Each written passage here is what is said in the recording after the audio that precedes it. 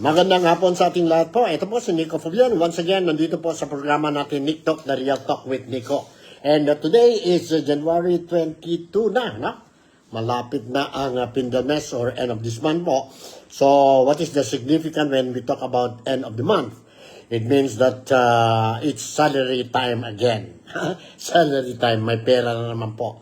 Anyway, ito po si Nico Fabian. Would like to invite each and every one of you, ang mga kababayan, kaibigan, kapatid ko po dito sa Malaysia, mga Malaysian friends po. And of course, I would like to welcome and greet very, sabihin natin na prosperous Thursday, sa ating lahat, especially ang mga overseas Filipino workers dyan po sa mga iba-ibang parte ng mundo, sa ibang bansa.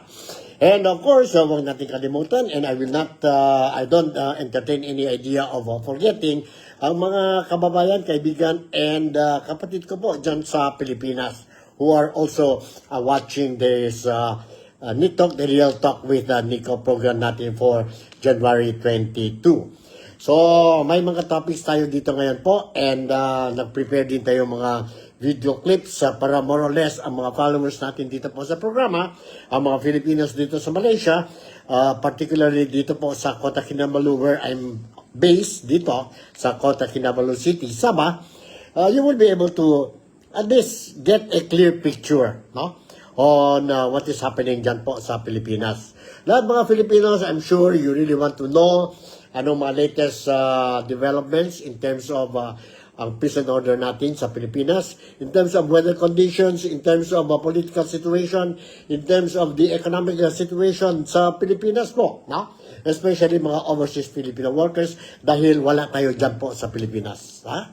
So, as we start the year, so we always want to know what will happen para ang mga plano natin po will not be disturbed, no? O whole year round po. Kasi may mga plano na tayo. Mga New Year's resolution, kailan tayo mag-uwi, how much we are going to send this year sa mga loved ones natin whom we left behind temporarily, and paano tayo magtulong ang bayan natin, no? Ang bayan natin, we say, Pilipinas. And may plano din tayo po how to solve ang problema natin, help solve our problem sa Pilipinas po. Ang problema natin of graft and corruption po. Ang problema natin po ang rising prices of essential commodities, no? Ang problema ng edukasyon ng mga anak natin diyan po, no? At ang dami pang mga problema. So anyway, nandito tayo po, and I'm going to give you ang mga whatever information na I managed to gather today po, so you will be able to know what is happening in the Philippines. Okay, to start ang programa natin po, I just want to give you ang latest updates tungkol sa Pilipinas, and I'm referring to tungkol sa health of our President Ferdinand Bongbong Marcos. Siguro po, narinig ninyo po, no, na may mga balita na may sakit daw si BBM o si President Ferdinand Bongbong Marcos. Totoo yan po, may sakit, but we don't know anong klaseng sakit niya po. And hindi kagaya sa akin po, I'm still trying to recover from my flu, no? I hope this is not a COVID, no? I don't think so, this is COVID. But anyway, masin COVID ito po, wala nang problema tayo po sa COVID, no?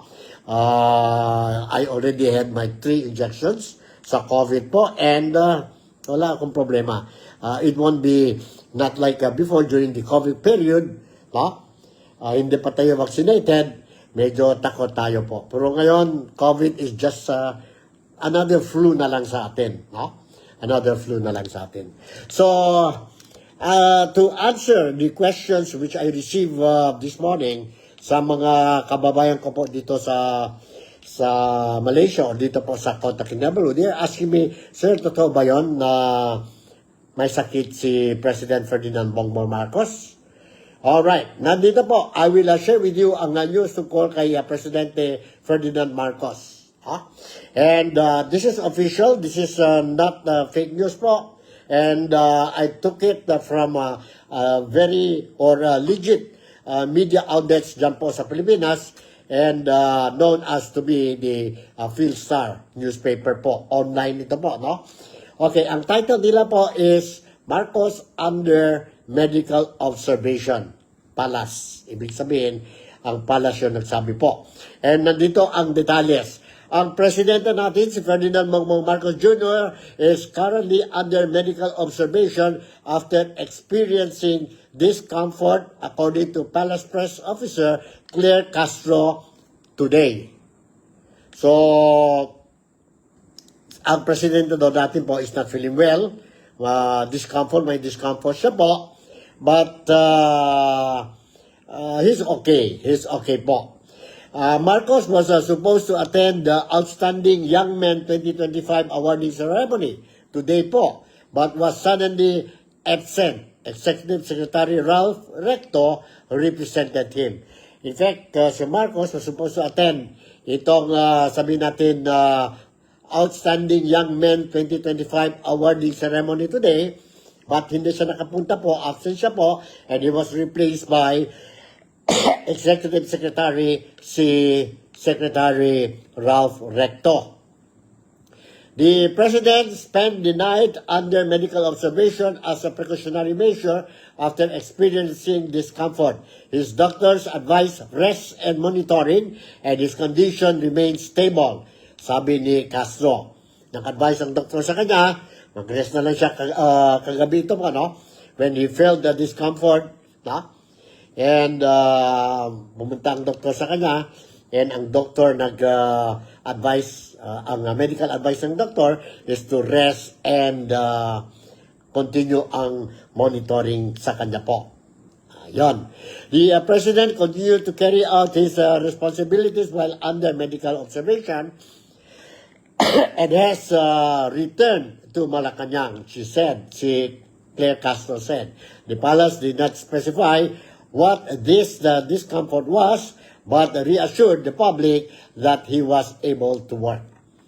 Hindi naman nag-announce, nag-specify ang spokesperson ng Malacanang, si Claire Castro, ano talaga ang sakit niya po, anong dahilan, bakit he felt discomfort last night po, no?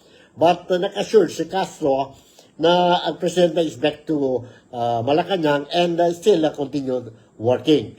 The president is fairly consistent when attending events and meetings, only rarely canceling appearances due to emergencies including illness po. Sa record ng presidente, sabi ni Castro na bira talaga yon si BBM will be absent sa mga appointments niya po. Except kung may emergency, kagaya what happened to him today po. Emergency, he's not feeling well. So, okay, each and every Filipino deserve to know ano ang condition ng presidente kasi nandyan yan po sa constitution natin. So, nothing to worry po. No? Nothing to worry. Yon ang notisya, the news that I can pass to you dito po sa programa TikTok The Real Talk with Nico po ngayon.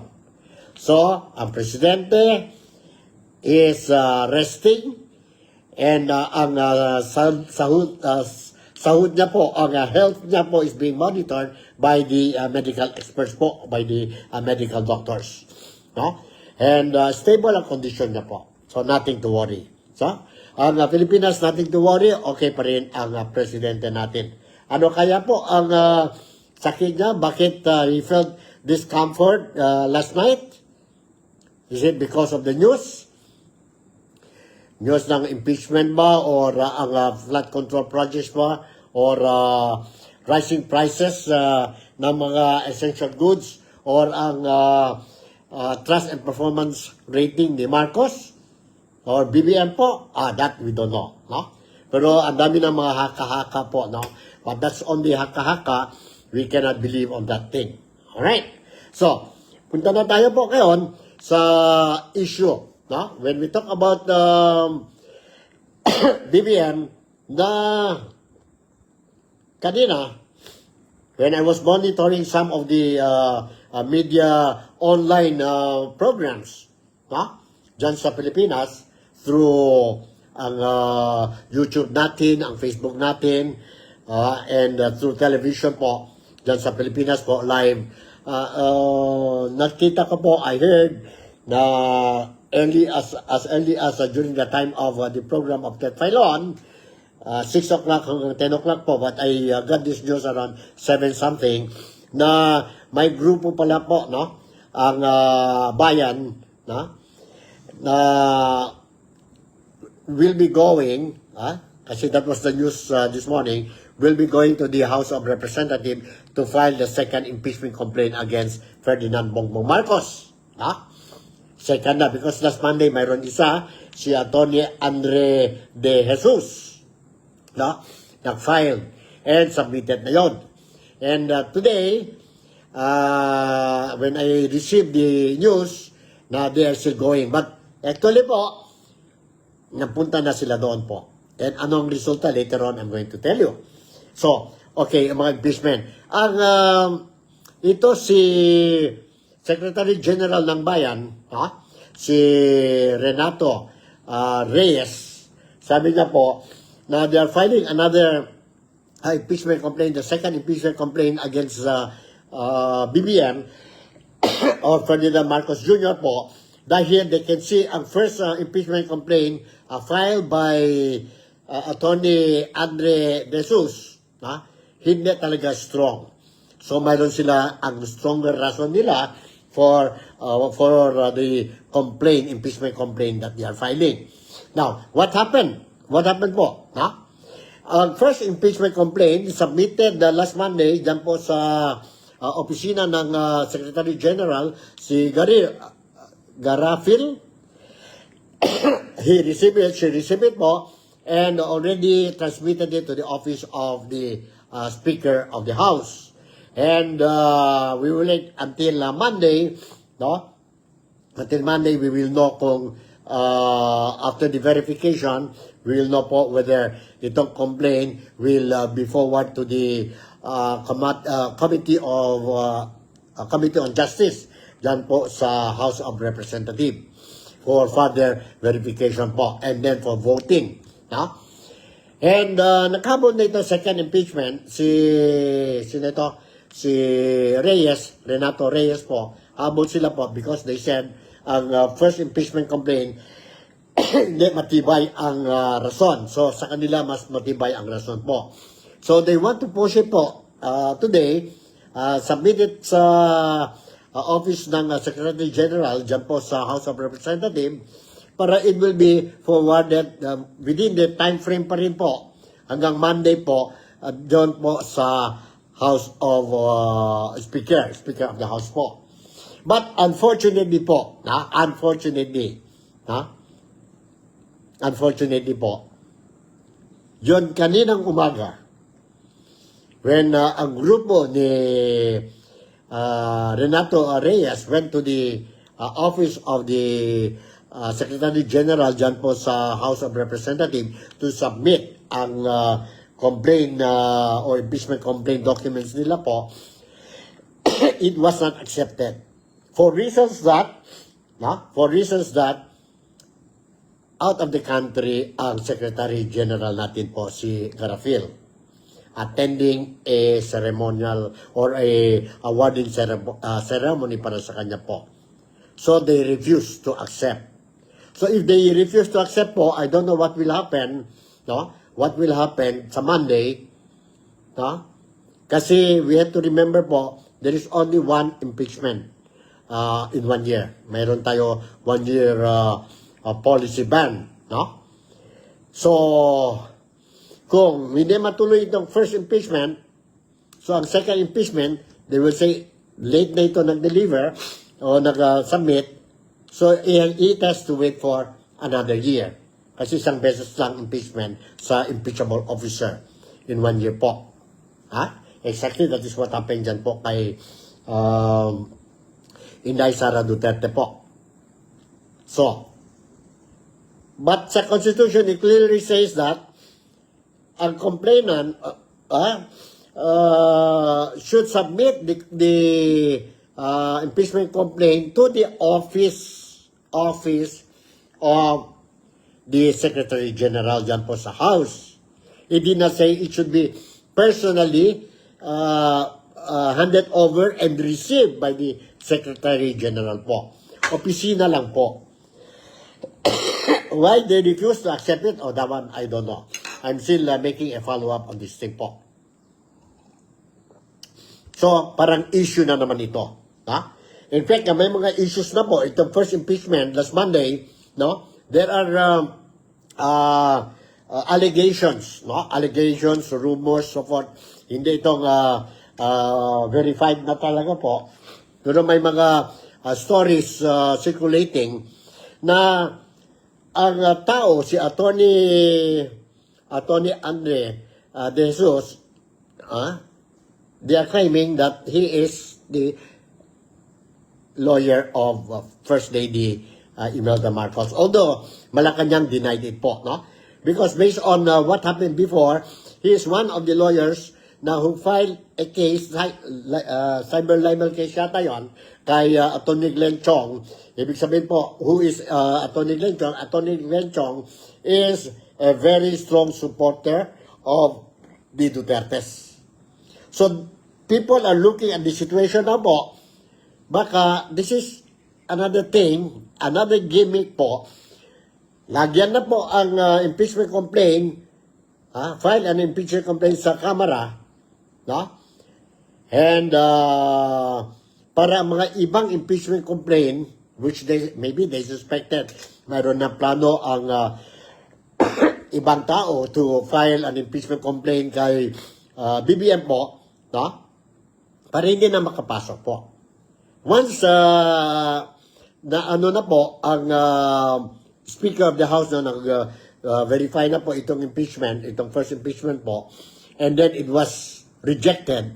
So ibig sabihin po, wala nang ibang complaint pwede ipasok po. Kaya nga itong second impeachment po, they want within the 10 days yata yun and the 10 days will lapse sa Monday.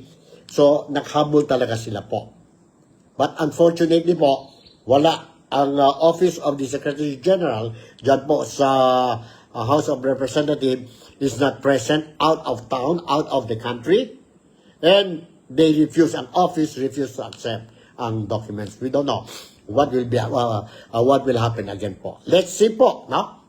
Let's see. So that is the situation ngayon dyan po sa impeachment case. Sana dalawa na po impeachment case kay sabihin natin President Ferdinand Bongbong Marcos.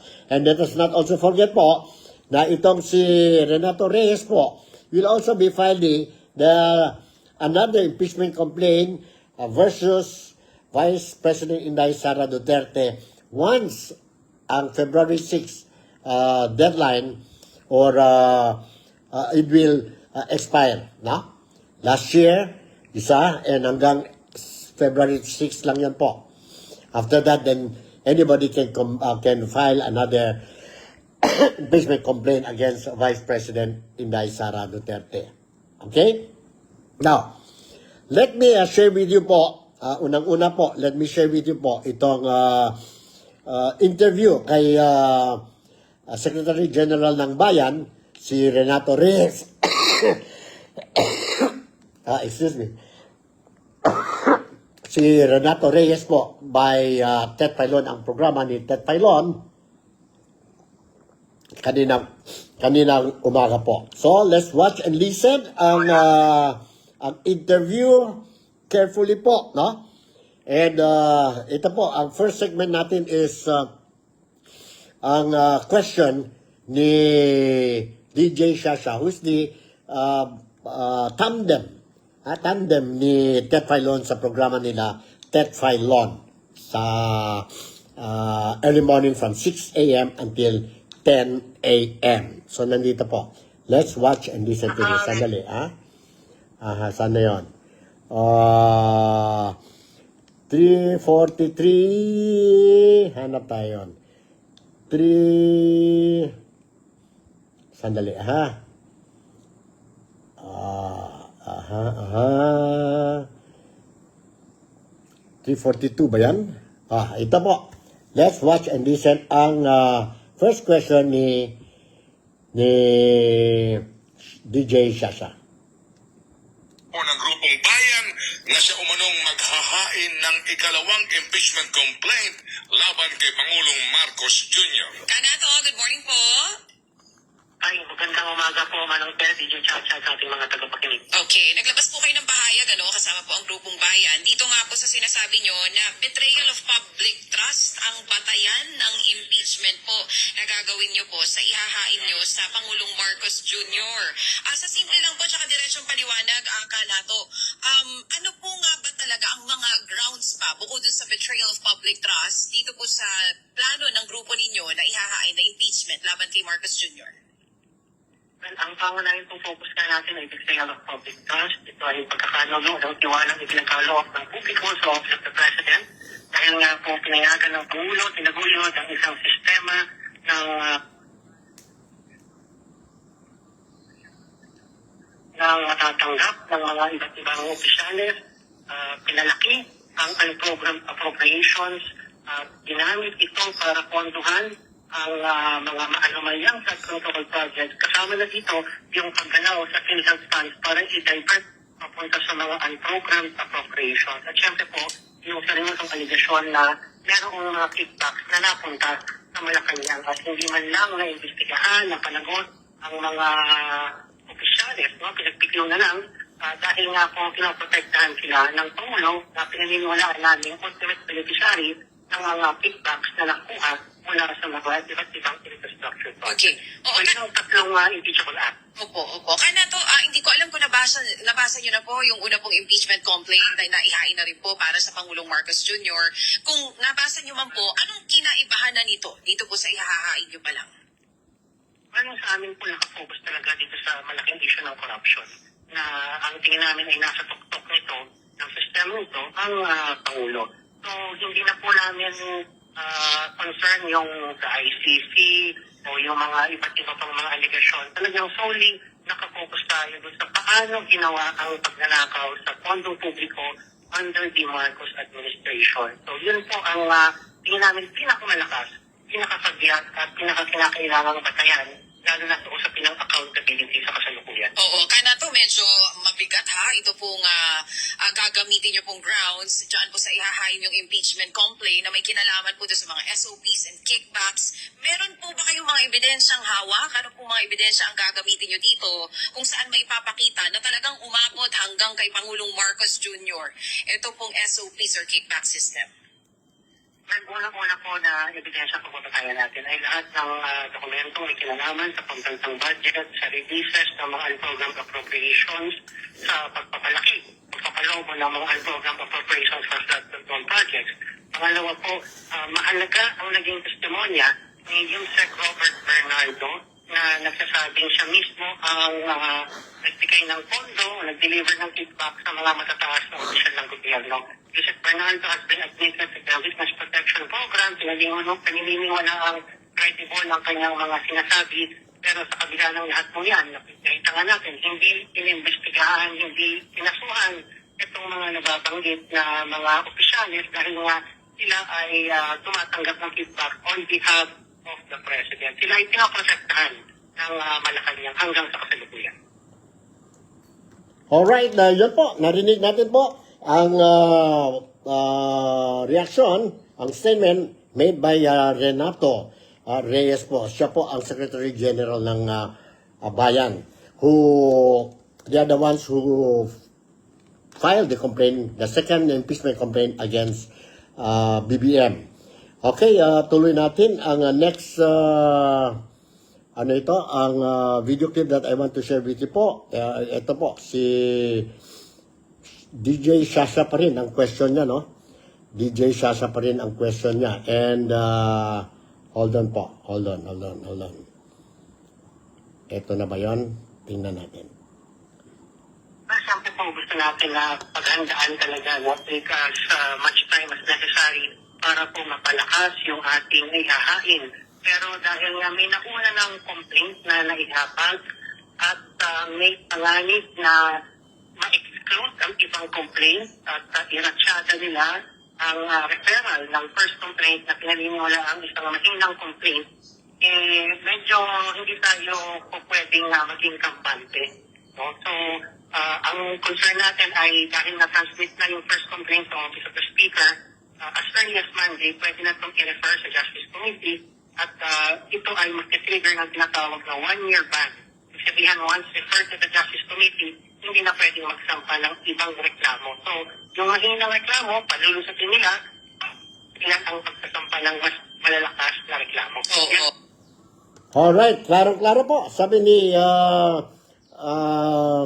Ginoong Renato Reyes po, no? That's why they filed ngayon po, they want to make sure to file it today sa office ng Secretary General ng House, no? Because of the one-year ban policy po, no? It will trigger once the Speaker of the House, yung impeachment complaint po, he will transmit it to the Committee on Justice po. Then only it will start, it will trigger ang start ng one-year ban, no? So, ibig sabihin, kung itong second impeachment po will not be considered, will not be included to submit it to the Committee on Justice dyan po sa House of Representatives po, ibig sabihin po wala na, no? The thing that they are saying is, si Renato, sabi niya po, medyo mahina ang first impeachment complaint, kaya nga they are making another impeachment complaint po, focus talaga sa corruption po. May mga haka-haka, they were saying po, the reason why itong first impeachment po, no? Maybe this is another, sabihin natin, strategy, no? Political strategy po, to prevent other people from filing impeachment complaint. Because based on the news that we received and based on the social media posting po, no? Several Filipinos are saying na gimmick na naman ito po, no? Gimmick naman ito because they don't believe na ito si Attorney Andre De Jesus is really sincere in filing the impeachment complaint against BBM because he is part of the Marcos team, which of course ang Malacanang refuted it po. There is no such thing po, no? So we only hope po na pwede ito po, ang second impeachment will be included po sa Monday. Monday is the last day wherein ang speaker will transmit itong document sa Committee of Justice dyan po sa Senado, sa sabihin natin House of Representatives. And from there, may votation sila and kung pasado yan po, it will be submitted to the Senate po, for the decision of the Senate po, whether push through ang impeachment file ni BBM or not. So yun po ang sitwasyon. Okay, let's, I don't know if this is in order, but anyway, nandito po. Let's also listen ang question ni Ted Filon kay Ginoong Renato Reyes po. Okay, sandali po Renato Reyes. Sandali, excuse me Ito po. So, as we speak, nasaan ka? Ay, papasok na ako ng house. Okay. Papasok na po sa bansa. And nabalitaan nyo na wala si Sec. Jen Garafil ngayon sa kanyang opisina at nasa saan siya? Ang sinabi po sa aming tinatawan, sa aming representative si Atty. Tino, kagabi, she is out of the country and is going to receive an award. So talagang wala siya sa Pilipinas, no? At nag-usap na kami, nag-coordinate kami sa Office of the Secretary. Meron bang pwedeng tumanggap ng aming ihahain na reklamo? Para naman hindi tayo mahuli at mateknikal pagdating ng Lunes, wala akong katiyakan kung tatanggapin nila. Pero meron naman Deputy Secretary General na item dyan sa House. Opo, ang naririnig po natin ay only the Secretary is authorized to Iyang bang biyahe na yan ni Sec. Jen, as in naka-schedule na sa inyong pagkakaalam. Kasi nga yung timing ka mo, importante lang po kasi nga itong usapin na ito sa teknikalidad na sinasabi ni Kanato. Well, ang paliwanag daw po ay matagal nang naka-schedule. So, siyempre wala naman tayong magagawa kung ganun talaga. Pero ang di maganda dito ay kung hindi nila tatanggapin ang aming complaint ngayon at sa Lunes ay magre-refer na sila ng isang mas mahinang complaint. That is really bad faith on the part of the House leadership. At hindi po yun magiging katanggap-tanggap sa complainant. O sige, pero nonetheless, tutuloy kayo ngayon sa office ni Binibining Garafil para hiyain yan at ipapareceive pa rin ninyo sa kanyang opisina. Definitely po. Kasi yun naman ho ang sinabi ng rules eh. Ang complaint ay ipafile sa Office of the Secretary General. So sa office niya namin ipapareceive itong aming reklamo. At naniniwala kami na dapat nilang i-receive ito at dapat i-transmit sa Speaker at isama sa order of business. Alright, klaro-klaro po. Narinig natin po na ang question ni Ted Filon and of course ang reaction, ang answer ni Renato Reyes. Another footage that I'm going to share with you po ay si Ted Filon pa rin po. Nandito. Okay, sige, so sabi nga natin karapatan nga na kahit na nino man, no, na ito'y maihain at maisampa, yung nga lamang depende yan doon sa motivasyon ng mga nagreklamo o naghahain. Gusto ko lang kitang i-remind na to baka magamit nyo ito dito sa inyong pagpunta sa office ni Sec. Gen. Garafil na dito naman kasi sa House Rules mismo ng Kamara sa filing ng verified complaints na ito, ang sinasabi naman lang dito ay shall be filed with the Office of the Secretary General. Tama po. So, That is, office. the provision. Yes, sa office. So, dapat tanggapin nila kasi sa office lang, hindi naman sinasabi mismo na direktamente doon sa SecGen eh. So, when you say office, anyone in the office can receive it, and then lagyan na lang oras, etc. At ang atin lamang dito, follow-up sa Lunes na maisama na ito, ma-refer kay Speaker Bogie D. Tama po. No? Yun ang aming pinangakawakan ngayon at yun ang aming i-debrief kapag nag-file kami mamaya. O sige, so makikibalita kami sa inyo, pero kumusta naman yung kay VP Sara? Alright, ayun po. Klaro-klaro po. Sabi ni Ted Filon na mayroon house ruling dyan po sa Kamara na the impeachment complaint must be submitted to the Office of the Secretary General po. It doesn't specify whether the impeachment complaint should be handed over personally to the Secretary General. Office lang yan po. But what happened, because I already got the news na ano daw pala yun po, they did not receive kasi wala daw ang Secretary General. So this will be another issue po, no?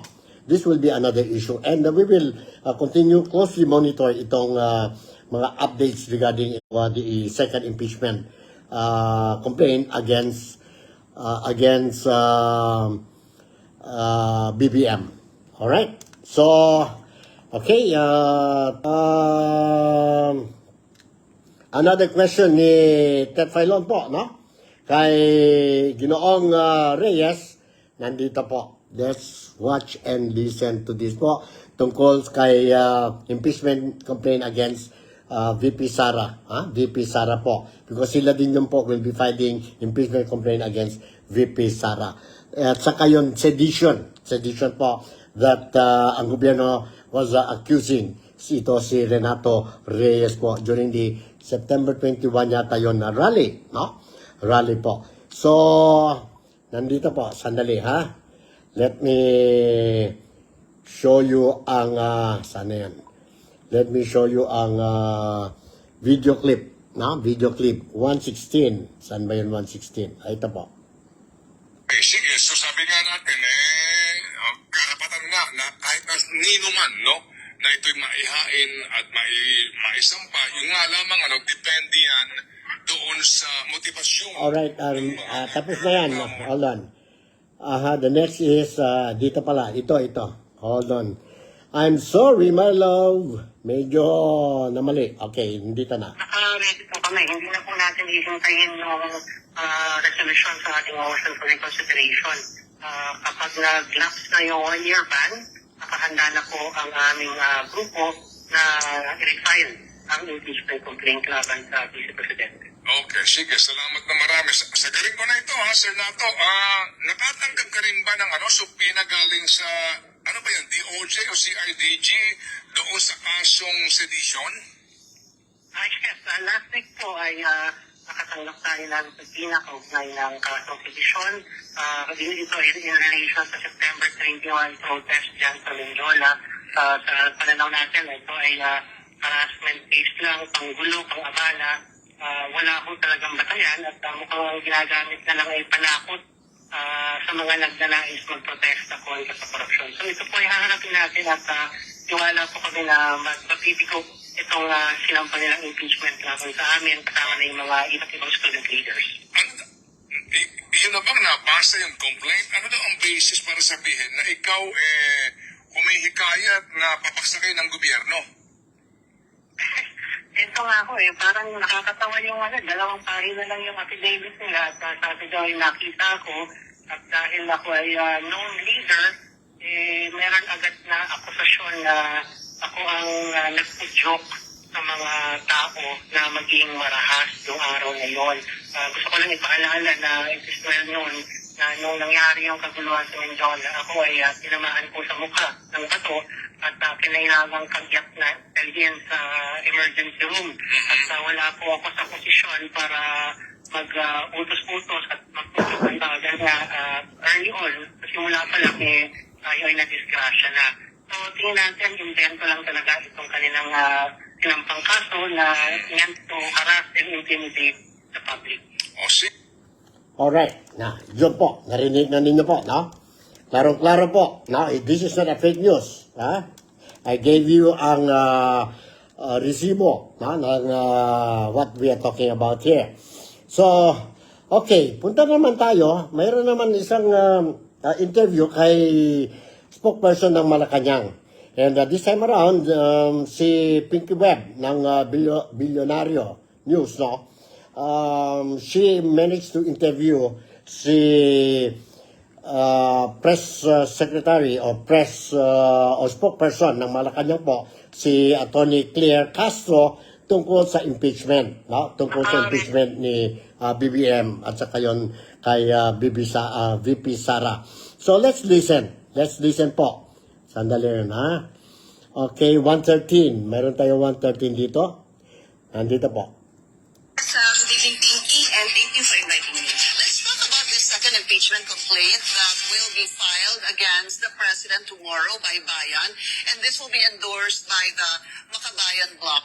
You said basically it's focused on, so far, on what I've read on the national budget and corruption in the flood control projects. Did this even come as a surprise po sa Malacanang? Hindi, Pinky, even before, na dinig na natin kung una nag-ingay, si Congressman Erice, and the same, ang mga issues nila patungkol sa bakit pinabayaan at bakit pinirmahan yung GAA. Nakita naman natin, hindi lang naman ang Pangulo ang gumawa ng GAA. At nakita rin natin kung paano inalagaan ng Pangulo ang Pokondo. At di ba, inutusan pa niya ang DBM ng yung implementation ay dapat conditional. Kaya nga may nagreklamo even before regarding the for later release. And it was even branded as First Lady Reject. Kasi may mga taong hindi nabigyan agad ng pondo dahil hindi nila ma-satisfy yung requirements para ma-releasean sila ng pondo. Bonjour, je m'appelle Madeleine Métayer, je suis journaliste. Yan po. Alright. Next video clip is still with Pinky Webb and Claire Castro. Ito po. Let's watch and listen to this. 117. Saan na tayo po? 117. De Jesus, for the record, was he ever the lawyer of First Lady Lisa in supposed to be a disbarment case against Attorney Glenn Chong? There is this misconception, Pinky.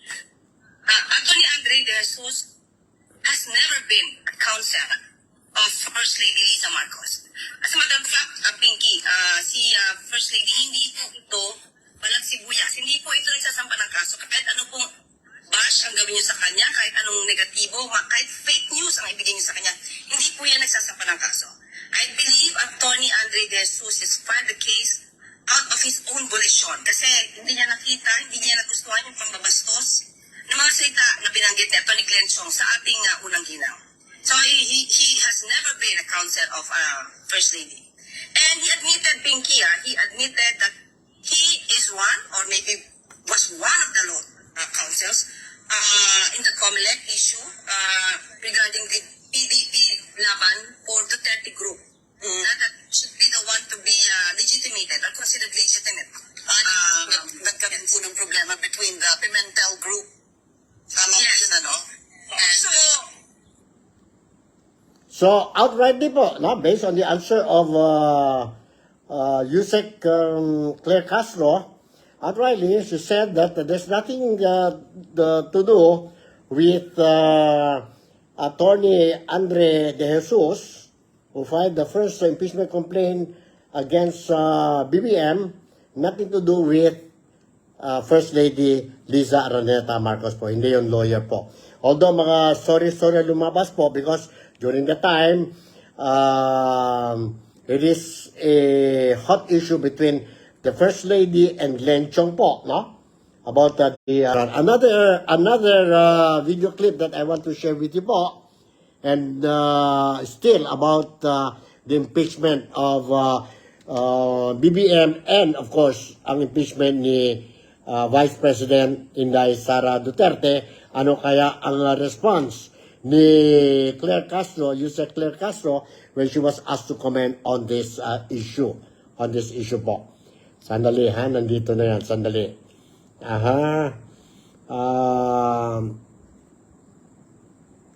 Andito po. argue that an impeachment case can be filed against the president and the vice president sa pareho pong taon in the same year. Ano po ang nakikita ng Malacanang na epekto nito sa Kongreso, sa trabaho ng Kongreso, and even in the international community? Yes, una po natin sinabi yan because sinasabi nga po na parang scripted itong impeachment at may bantahe nga daw po ang Pangulo.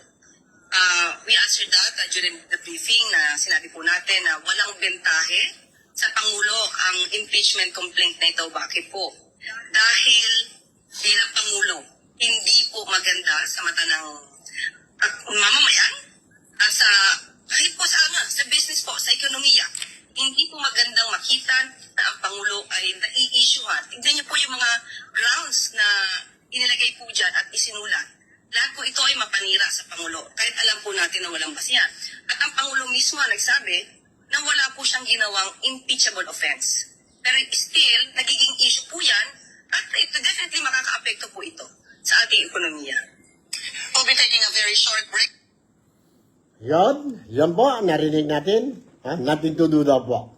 So, let's jump to another topic, but still with Pinky Webb and Yusek Claire Castro. And this time around po, si Pinky Webb asked a question to Yusek Claire Castro regarding ang kaibigan niya po, no? Kaibigan ba yan? Do you call it kaibigan? Si Neophyte, the congressman, Leandro Leviste.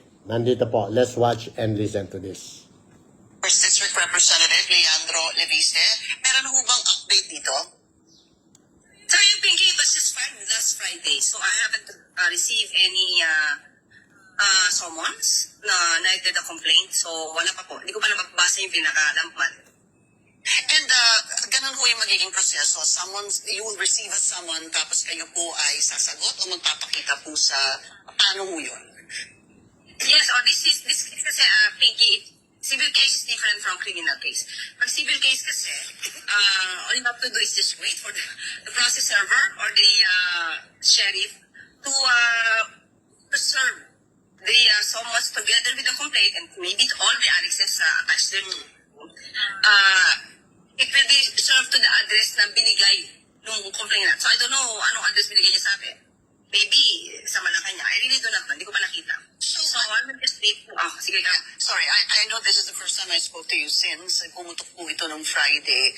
Were you surprised, angry, shocked by this case? Because I remember the congressman saying during his interview that ayaw daw niya po kayong masaktan, kaya hindi criminal case ang finailaban sa inyo, kundi civil case. I was just surprised that I was the one being singled out in this case. I do not want naman to say that he should file a case against Ombudsman Rimulya, but the source of this is Ombudsman Rimulya, and I was just making a reaction in my video. And one advice pa that I gave in the video is, kung wala, this is very clear, kung wala naman nilalabag na batas, there's nothing to worry on his part. So, ibig sabihin, meron pa ako, let's just give him the benefit of the doubt, let's just be not judgmental, let us see ano nangyari. And in the flag, I only explained the conflict of interest, ano yung franchise, why should not it be transferred or divested without the approval of the Congress. So, yun yung tinake up natin. So, hindi ko alam bakit sinabi niya ng malisyosa or malicious ang aking mga sinabi. I don't know kung meron silang agenda na parang makikita mo lahat ngayon ng mga kaalyado they want me out. They want me to be removed from the Aspalas press officer. Ay, pasinin mo, parang ganun talaga ngayon yung kanilang naratibo Alright, yun po ang reaksyon ni Yusek Claire Castro tungkol sa kaso, libel case yun po, no? Libel, it's not cyber libel, it's a libel case lang po, no? And it's a civil case, no? Yun ang sagot ni Yusek Claire Castro. Sabi niya, ano talaga, parang they want me to be out from Malacanang o sa posisyon na yun po. Sa totoo lang po, nakikita natin sa mga social media posting po, karamihan ng mga Filipinos, not only, but I don't think so, that is the intention of Congressman Leviste to remove him from the position that she's holding now, no? But if you look at the numerous posting dyan po sa media, social media po, it is very obvious that ang dami mga tao po wants her to be out as the spokesperson ng Malacanang, no? For reasons, may mga rason tayo po individually po, no? Some are saying every time she opens her mouth, may mga issues, she will, ito si Yusek Claire Castro will always bring in ang mga Dutertes, no? And may mga allegations naman po na mga fake news po, no? Ang whatever she says, hindi fake news, but ang mga audience ng mga statements na po, mga listeners, they say it is a fake news po. It was a fake news. But anyway, depende yan po sa opinion ng mga tao po, no? I'm not saying she's right, she's wrong, or whoever is right and wrong. I'm just sharing with you ano-ano ang mga comments, no? Be it negative or positive criticism, I just want to pass. At kayo na bahala po, no? Kayo na bahala to judge whether totoo ba yan o hindi. So, yun ang sitwasyon po. That's the thing that we are talking about, the latest updates tungkol sa sabihin natin, ano ito? Tungkol sa mga istorya dyan po sa Pilipinas. So, before I will end up this, sabihin natin, episode natin on a Thursday, siguro po I can share with you also another, sabihin natin, news, no? Another news po, no? Related to politics, politics po. Okay, ito, ano ba ito? Mayroon dito, ito po, as what we talk kanina, rejected po, no? The OCG, o OSG po, Office of the Secretary General, refused ang impeachment complaint, second impeachment complaint submitted by Renato Reyes. Nandito po ang balita. Ang balita po, the title of this news is Second Impeachment Complaint versus Marcos Told at House. And listen to this news. Anti-corruption advocates from the various sectoral groups on Thursday, January 22, or today yun po, no? Attempted to file an impeachment complaint against President Ferdinand Bongbong Marcos Jr. over alleged betrayal of public trust.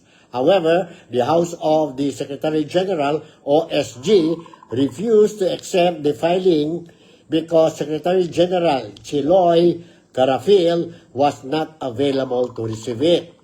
This is because Garafil is expected to be conferred the Order of the Brilliant Star with Grand Cardon by Taiwan's Ministry of Foreign Affairs in Taipei on January 3. January 23, that will be tomorrow po. Kaya nga wala siya sa Pilipinas ngayon.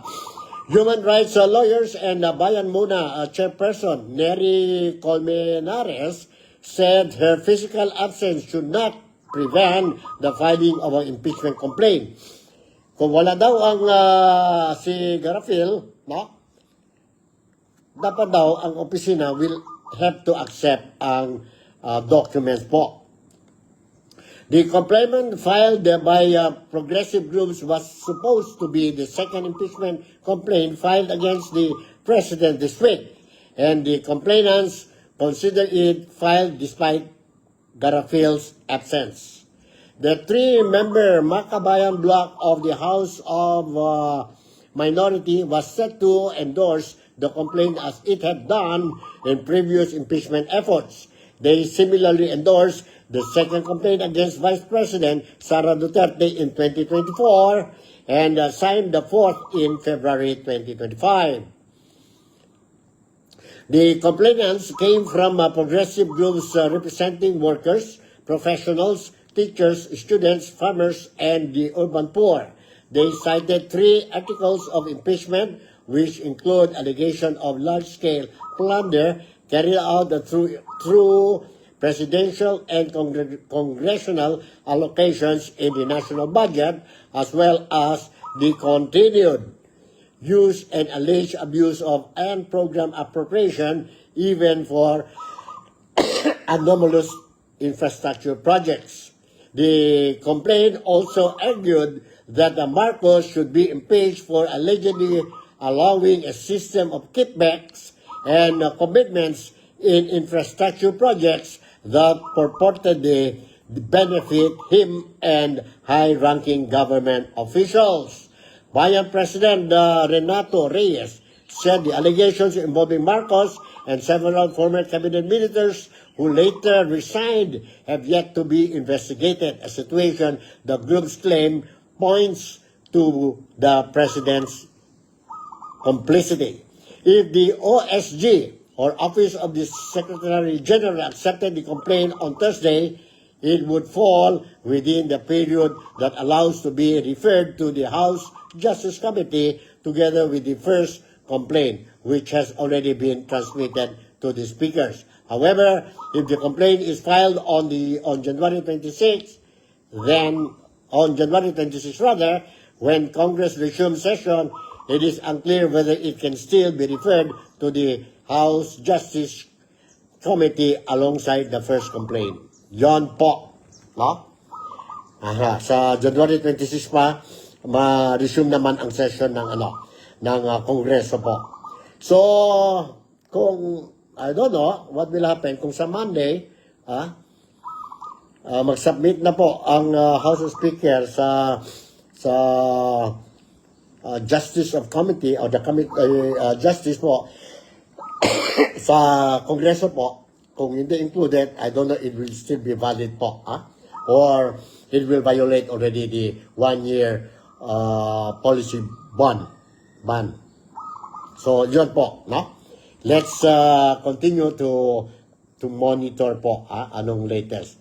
And of course, makita din natin po na 100% po, as what I said, from January 1st onwards hanggang end of the year ng 2026 po, ang Pilipinas will be experiencing a roller coaster situation po in terms of pagdating sa politika, sa peace and order, at saka sa economy natin po. So sana lang po we'll be able to solve this problem as soon as possible dahil problema talaga ito. Now, tungkol naman kay former Senator Bong Revilla, nasa kustodiya na siya po ng police, nandyan na po siya detained sa BNJP, jail management, and nandito po ang latest news. DOJ, Senator facing 3 malversation cases. The following arrest and detention of former Senator Ramon Bong Revilla Jr. in connection with the flood control scandal could send Senator Villanueva be next. According to the Department of Justice or DOJ, Villanueva is facing 3 malversation cases, all of which are non-bailable. I think it is also important to clarify that Senator Joel Villanueva is a respondent in not just 1 but 3 malversation cases before the DOJ. Justice spokesperson Paulo Marquez said the complaints Martinez said are either under preliminary investigation or undergoing further review by prosecutors.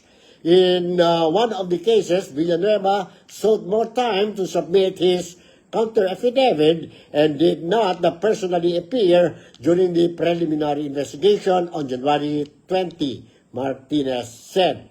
Prosecutors granted his request to extend the deadline until January 26.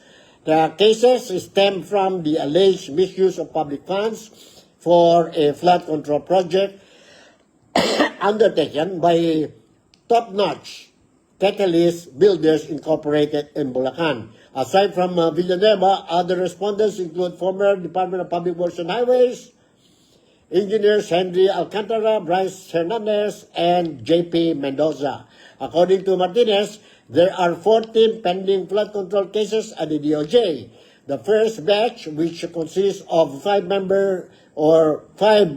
malversation cases, are related to SYMS, Construction Trading, and the project are all located Bulacan First Engineering District. So yun po. Yun ang latest developments na mayroon tayo po, and that's it. I can pass to you for today's episode po. But 100% I will continue to monitor po what is happening sa Pilipinas, and I'll make sure that you will get it. But looking at the situation dyan po sa Pilipinas ngayon po, I don't know if you will agree with me po, no? Ang dami ng mga issues, ang flood control projects. Instead, focus na sila po sa mga tao na mayroon mga pwede na mag-file ng kaso po. Ang mga tao mention na you can also call sa mga investigation bodies dyan sa Pilipinas po, it is not happening. In fact, pasok na mga ibang issues po. Kagaya ibang issues, let's say, instead na mag-focus na tayo po sa flood control projects muna po, nandyan na po ang sabihin natin, ang impeachment. And 100% itong impeachment issue po will be very hot issue po, no? Particularly pagdating next month, pagdating next month. So diverted na ang I hope this is not a diversionary technique to ng gobyerno po to avoid more issues dyan po sa flood control projects po and the 2025 national budget and sa 2026 national budget po. Pasok na, iba-iba na mga issues po, no? And of course, the other issue is that tungkol kay Congressman Leviste. Instead, focus na sila po dyan pa sa sa content ng Cabral files. Now, they are talking about how he managed to get that, sabihin natin, ang files. Ang importante po, para sa akin, para sa akin, ang importante, nandoon na yung file, no? Ang importante dyan is look into that files. And from that files, lead na yun po. You can start your investigation. It will serve as a lead na yun po. No? And it involves a lot of pages. It involves a lot of people po, no? Why confuse? Why make these things very complicated po? No? Sa Leviste. And then of course, you look at the situation now. I hope I'm wrong. You look at the situation now. They are also, the authorities concerned are also looking at filing cases against Congressman Leandro Leviste tungkol sa kompanya niya po. Why focus doon po? Why not focus dito na muna sa flood control projects po? Ano ang mga agenda po? No? Focus tayo doon na po sana kay ang dami na tao, they were saying, okay, based on the investigations we heard, nandyan na po ang pangalan ni Martin Romualdez. But, instead, Martin Romualdez, nandoon kay Bong Revilla. I don't know what is happening po. No? Ang gobyerno keep on saying that we have to respect due process. Due process po. I really don't know. Yeah, we have to respect the due process po. Importante yun po. But it seems to me, it is getting complicated po. Complicated? Is it designed to make it a complicated issue? Or what?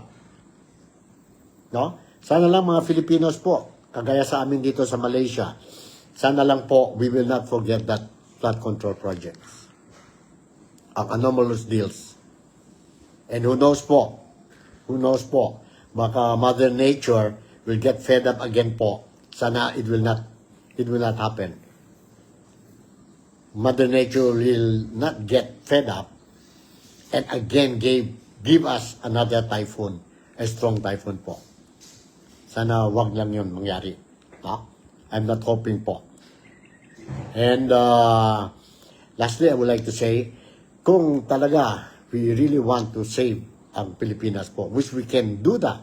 No? But there are only 3 things lang po importante. Both ang Marcos administration should look into seriously po to solve this problem of graft and corruption and all these other problems that are affecting ang daily lives ng mga Filipino po. Kailangan talaga tayo po. For as long as we don't have political stability, for as long as mga politicians natin po, from the president, hanggang sa mga, okay, let's put aside muna ang local politicians. From the president para sa Kongreso po, House of Congress, ang Senado, Kongreso. If you're not going to be united, if we are not going to be united, you people will not be united. You will be quarreling, pointing fingers one another po. Wala mangyari sa Pilipinas po. No? Wala mangyari sa Pilipinas. And if there is no political stability po, do not expect po na ang economy natin po will improve. No investors, foreign investors, or even local investors po will come out and invest sa Pilipinas. Because walang political stability, walang assurance po ang mga investors, be it domestic investors or foreign investors. They will not do that po. Now, once wala tayong political stability, I strongly believe na apektado ang security natin. Apektado ang security natin. Did you notice lahat ng mga resource persons po, no? O well secured na sila po, no? May mga bodyguards na bulletproof na and all these things. That only shows na something is wrong sa peace and order or security ng Pilipinas. No? Alright. And then, let's talk about the economy. Again, I said, nobody will come and invest, foreign investors, sa Pilipinas mo. Kung ganito ang sitwasyon. Look at our peso. Exchange peso to US. 59 something na po. What does it mean? It means that grabe po ang Pilipinas. Ang ekonomiya. Kung ang exchange rate po, 60 na po, no? It only shows that taas din ang mga presyo po. Ang cost of living natin po. So, how to solve our problema po? Noon, during the election 2022, maganda sana yun po because they're talking about unity. Maganda sana yun po. But obviously, apparently, may nag-traitor. Yun ang problema. And of course, yes, I'm sorry to say, ako, I am to be blamed also.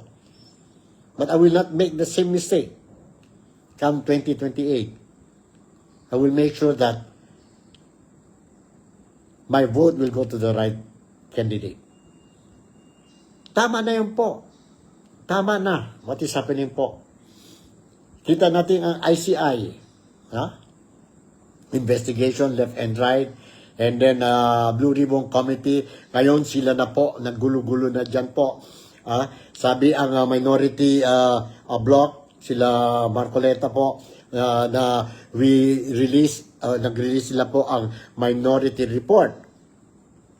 And, ano naman sagot ng sa ibang kampo, sa chairman ng Blue Ribbon Committee?